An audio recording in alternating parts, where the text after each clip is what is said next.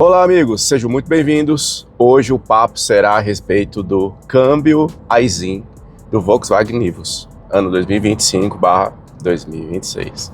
Pois então, esse câmbio, ele é um câmbio confiável, a gente já sabe disso. Não dá defeito, não tem problemas graves de construção. Mas, como todo câmbio automático, a gente sabe que em dados momentos ele vai reagir de uma forma que a gente não espera. Mas isso é provocado por causa da própria configuração dele.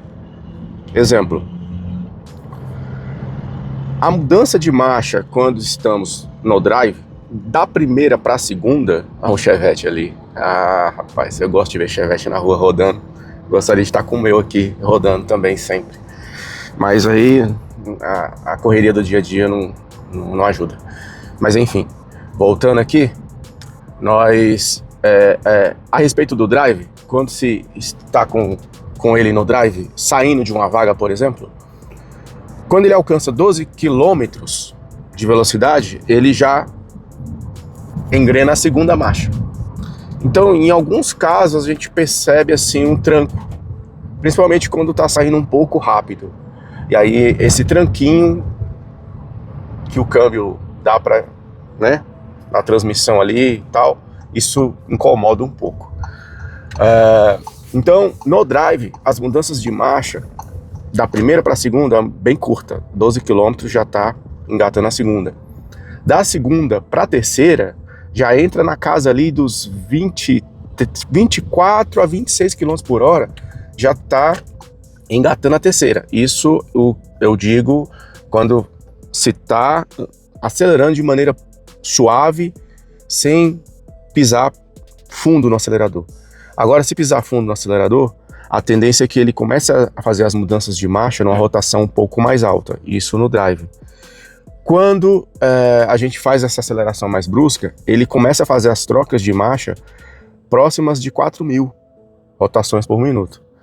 Ou seja, isso no drive. Já quando se coloca no modo S, o que acontece? Essas rotações, elas ultrapassam a barreira ali dos 4.000 giros. Claro que de primeira para a segunda vai ser um giro próximo ali de 3.000, né? De segunda para terceira, 3 para 4.000, e aí de terceira para quarta ele já vai evoluir além dos 4.000 giros. E, ou seja, já chegou o caso em que eu tava de quarta e ele não queria engatar a quinta, e o giro subindo, ultrapassando 5.000 giros, e pelo fato de ser um motor 3 cilindros, dá a impressão que ele vai, né, que ele vai saltar do cofre do motor. Mas aí é a hora que a gente investe aqui numa marcha a mais para entrar a quinta, né, pelos pedal shift. E aqui, como esse Nivus é o Comfortline, nós temos aqui os pedal shifts, né, as borboletinhas, como dizem.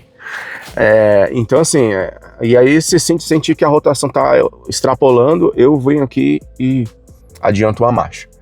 Então no drive é isso, no modo S, no drive é esse marasmo, né, chegando próximo de 4.000 ali ele já troca. Mas quando se coloca no modo S, ou seja, um toque mais abaixo, né, entra ali no modo S, ele coloca as rotações mais elevadas. Aqui mesmo, a troca de marcha da primeira para a segunda, ó, passou 20, ó, 20 e 22. Então, de primeira para a segunda, são de 20 a 22 km, ó. Terceira, 59, ó, 60, ó, 62 já entrou a quarta no modo S, pisando suavemente. Então, é isso. O que acontece? No drive, às vezes eu estou na velocidade aí aproximada de 75 km por hora e ele ainda não engatou a sexta marcha. E aí eu venho aqui e avanço a sexta. Por quê? Porque a sexta marcha, se tiver a 63 km por hora, o câmbio já aceita a sexta marcha. Abaixo de 63 km por hora, ele não aceita a sexta. Então, ou seja, estando a uma marcha, a uma velocidade aproximada aí de 63 km ou mais, se você estiver pisando no acelerador de maneira mais forte, ele vai entender que você quer rotação e não troca de marcha.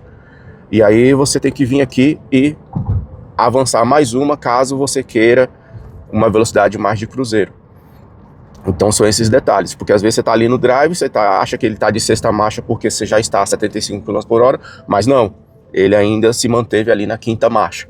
E aí, ou seja, você está com a rotação mais alta, gastando combustível e achando que já está na sexta marcha. Então tem que ter esse monitoramento aí. E aí qual o monitoramento que eu faço? Quando eu estou no drive, como eu coloquei aqui agora, eu pego a alavanca, coloco ela do lado para saber em qual marcha tá. E aí, ou seja, eu sei que agora tá de quarta a 51 km por hora. Então eu faço esses movimentos aqui. Ou o modo S. O modo S é interessante porque ele traz qual é a marcha que está. Mas andar no modo S, né, eu não sei se gera um gasto maior de combustível ou não. Porém, eu creio que não. Se andar de maneira suave, sem pisar muito forte, elevando as rotações ali acima do giro, como se estivesse no modo drive, eu creio que o consumo não muda. Por quê? Porque o modo S, ele faz com que as rotações fiquem mais elevadas. Já no modo drive, não, as rotações elas ficam mais reduzidas ali e próximas dos 4.000 giros, né? Não evolui tanto acima ali dos 4.000 giros. As trocas são próximas dos 4.000. Já no modo S, não, as trocas elas vão além dos 4.000 giros, né? Chegando ali, às vezes, até 5.500, 5.600. Então é hora que eu aproveito e fico com um pouco de receio, né? Que ainda tô conhecendo o carro, ele tá só com 11.000 quilômetros rodados no momento.